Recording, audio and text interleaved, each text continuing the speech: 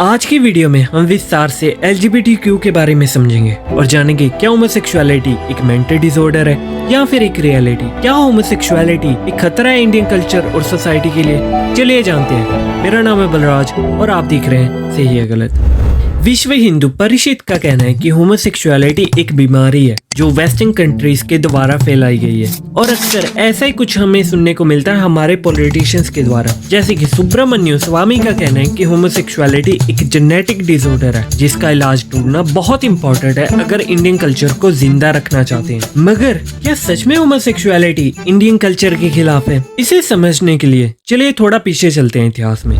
कामा सूत्रा जो 4th century AD में लिखा गया था उसमें बहुत डिटेल में male to male physical pleasure के बारे में बताया गया है। 14th सेंचुरी बंगाल फोकलोर दो विधवा के बीच सेक्सुअल रिलेशनशिप के बारे में बात करता है और ऐसा ही कुछ खजुराहो मंदिर में हमें बहुत सारे स्कल्पचर्स देखने को मिल जाएंगे जहां होमोसेक्सुअल रिलेशनशिप दर्शाए गए हैं। अगर हमारा समाज होमोसेक्सुअलिटी को पहले से एक्सेप्ट करता था तो फिर ऐसा क्या हुआ जिससे चीजें चेंज होना स्टार्ट हो गई? 1860 के बाद जब थॉमस मैकॉले ने सेक्शन 377 को इंडियन पेनल कोड में शामिल किया तब से होमोसेक्सुअलिटी को against the law of nature की जुर्म की नजर से देखा जाने लगा।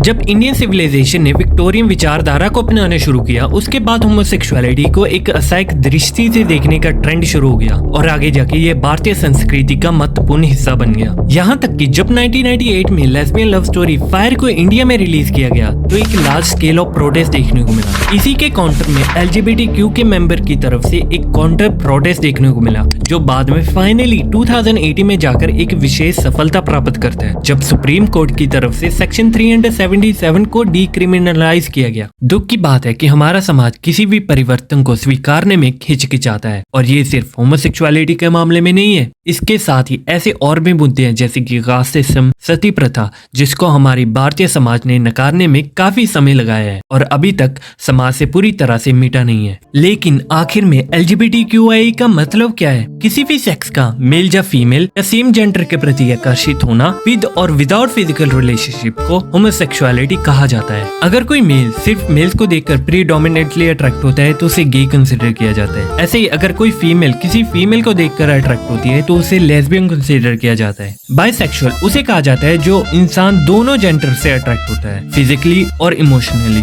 T स्टैंड करता है ट्रांसजेंडर, बल्कि वो लोग जो अपनी बर्थ वाले जेंडर आइडेंटिटी से एग्री नहीं करते। Q स्टैंड करता है क्वेयर, जो अभी कंफ्यूज होते हैं अपनी जेंडर आइडेंटिटी को लेकर। रिसेंटली 2 और ग्रुप्स ऐड किए गए हैं, I और A। I स्टैंड करता है फॉर इंटरसेक्स, जो थोड़ा डिफरेंट होता है बाकी सारी कैटेगरी से क्योंकि इसमें बायोलॉजिकल फैक्टर इन्वॉल्व होता है। इंटरसेक्स उन लोगों को कहा जाता है जो जब पैदा होते हैं उनके जेनिटल से ये तय नहीं हो पाता कि वो मेल है या फिर फीमेल, जिसकी वजह से कई बार उनके पास दोनों फीमेल और मेल जेनिटल्स भी होते हैं जिसमें से एक मैच्योर होता है और दूसरा अनमैच्योर। भारत में इन लोगों को हिजरा कह के भी रिप्रेजेंट किया जाता है। और आखिर में लास्ट में आता है A जो स्टैंड करता है एसेक्सुअल, यानी कि वो लोग जिनको सेक्सुअल ऊर्जा फील नहीं होती और न्यूट्रल रहना ज्यादा पसंद करते हैं। होमोसेक्सुअलिटी कई सदियों से चली आ रही है। जहां कुछ दुनिया के रीजन्स में इसे ओपनली एक्सेप्ट और एक महत्वपूर्ण दर्जा दिया गया है, वहीं कुछ देश ऐसे भी हैं जहां इसे unnatural and as a crime consider किया जाता है। सिगमंड फ्रॉइड जो एक महान साइकोलॉजिस्ट और न्यूरोलॉजिस्ट थे, उनका मानना था कि हर एक इंसान जब पैदा होता है तो उसके पास सेक्सुअल ओरिएंटेशन नहीं होती, मतलब वो किसी भी जेंडर से आकर्षित नहीं होता। मगर जैसे जैसे वो इंसान बड़ा होता है तो उसका सेक्सुअल ओरिएंटेशन डेवलप होता है जिसकी वजह से उनको पता लग पाता है कि उनका अट्रैक्शन किस जेंडर की ओर है। क्या वो सेम सेक्स की तरफ आकर्षित है या फिर ओनली ऑपोजिट जेंडर की तरफ है। सिगमंड फ्रॉइड अपने शुरुआती दिनों में ये मानते थे कि होमोसेक्सुअलिटी एक मेंटल डिसऑर्डर है, मगर अनेकों टेस्ट और मेडिसिन का उपयोग करने के बाद वो इस नतीजे पर पहुंचते हैं कि होमोसेक्सुअलिटी कोई बीमारी नहीं है और इसे ठीक नहीं किया जा सकता।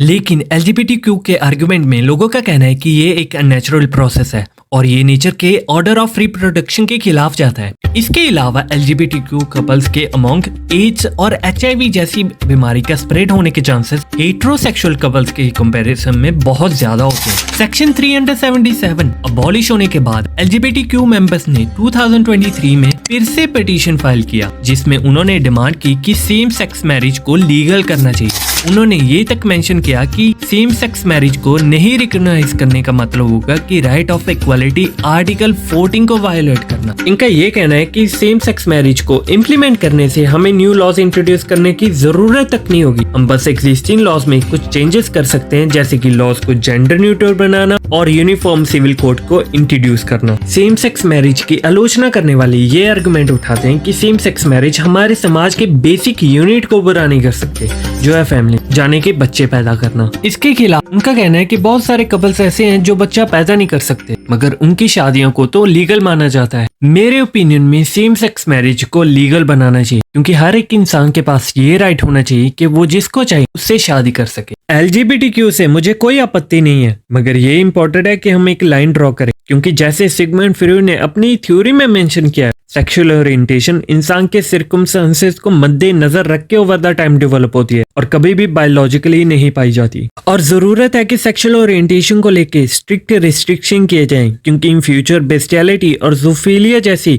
Sexual orientation among the population increase होने के चांसेस बहुत ज्यादा हैं। ऐसी सेक्सुअल ओरिएंटेशन जो किसी नॉन ह्यूमन को देखकर ट्रिगर होती हो, जैसे कि एनिमल या फिर कोई ऑब्जेक्ट, जिसके बाद में बहुत डिजास्टर कॉन्सिक्वेंसेस हो सकते हैं जो हम ह्यूमंस और बाकी के पूरे नेचर को इम्पैक्ट करेंगे। इस वीडियो का मकसद किसी को डीफेम करना या एक साइड को सपोर्ट करना नहीं है, बल्कि लोगों में जागरूकता फैलाना है। अगर आपको ये वीडियो इंफॉर्मेटिव लगती है तो प्लीज इस वीडियो को लाइक एंड चैनल को सब्सक्राइब जरूर करें। चलिए मिलते हैं किसी और दिन किसी और टॉपिक के साथ। जय हिंद।